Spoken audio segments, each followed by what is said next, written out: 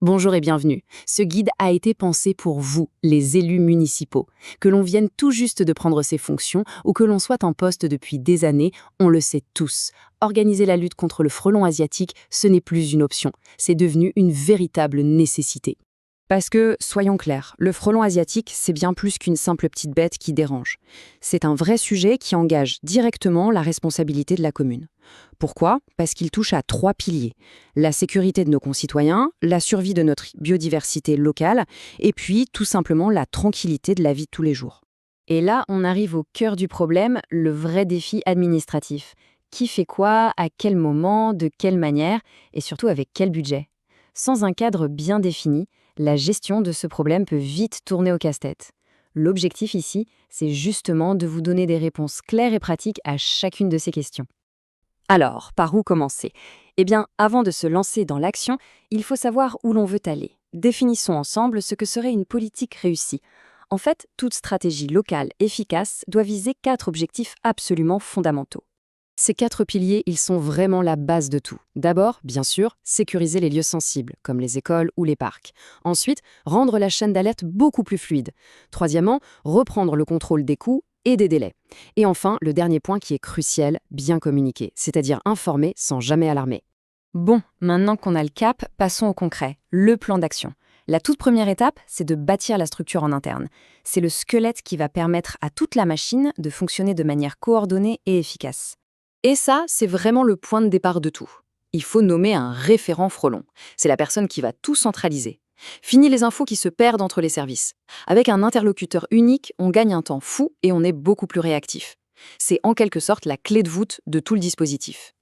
Le point suivant est capital. Définir des règles de prise en charge claires. Quel nid la commune prend-elle en charge? Sous quelles conditions?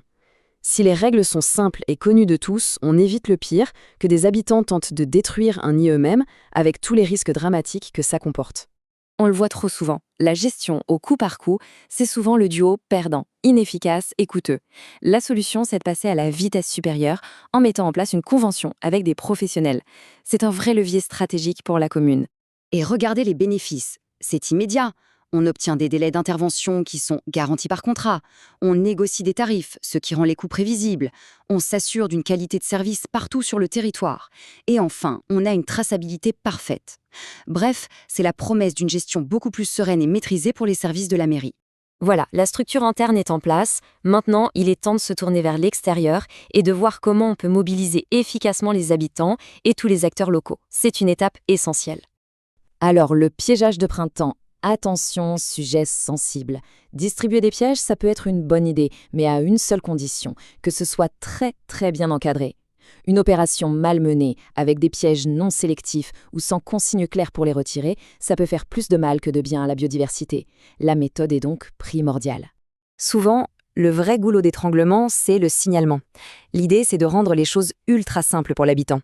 Un formulaire en ligne, un numéro de téléphone, 4 infos clés à donner, et c'est tout. Ça permet au service de qualifier la demande en un clin d'œil et de réagir tout de suite. Pour la communication, il faut faire simple, régulier et répéter les messages importants. Mais s'il n'y en avait qu'un à retenir, un seul qu'il faut marteler sans cesse, c'est celui-ci. Interdiction formelle d'intervenir soi-même. C'est une question de sécurité absolue. On arrive au dernier volet de ce plan d'action, la montée en compétences. Il s'agit ici de construire une expertise durable, à la fois au sein des services de la mairie, mais aussi avec tout le réseau local. Les apiculteurs locaux, ce sont des alliés en or. Ils connaissent le terrain, ils sont crédibles. S'appuyer sur eux, c'est renforcer l'efficacité et la légitimité de toute la démarche municipale. C'est un partenariat vraiment gagnant-gagnant. Former ses propres équipes de terrain, notamment les services techniques, c'est un gain de temps énorme. Un agent qui sait identifier un nid et qui peut immédiatement mettre en place un périmètre de sécurité, ça permet de gérer l'urgence et de rassurer en attendant que les professionnels arrivent. Si on résume, la réussite de tout ce plan repose en fait sur un trio. Les citoyens qui signalent, la municipalité qui organise et des professionnels qualifiés qui interviennent. C'est vraiment cette collaboration qui fait toute la force du dispositif. Et voici le message clé à faire passer aux habitants. C'est une formule toute simple. Vous signalez, la commune organise, des professionnels interviennent. C'est un système en 3 temps, limpide, où chacun connaît son rôle. Ça rassure et ça montre que la situation est bien sous contrôle.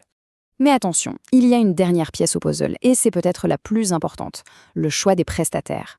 On peut avoir le meilleur plan du monde. Si les entreprises sur le terrain ne sont pas à la hauteur, tout s'écroule. La crédibilité de la politique municipale en dépend directement. Et justement, pour ne pas se tromper, il existe une ressource fiable. Pour trouver des partenaires locaux et de confiance, l'annuaire Allo Frelon, sur allofrelon.com, est l'outil de référence. Il ne liste que des entreprises qui ont la certification obligatoire, le Certibicide, et qui en plus ont des avis clients vérifiés. C'est un gain de temps précieux pour mettre en œuvre votre plan d'action avec les bons partenaires. On termine donc avec cette question. Votre commune est-elle vraiment prête pour la saison qui arrive ? Avec les outils qu'on vient de voir, tout l'enjeu est d'anticiper, de structurer la réponse avant d'être sous l'eau. Parce que dans ce domaine, c'est bien la préparation qui fait toute la différence.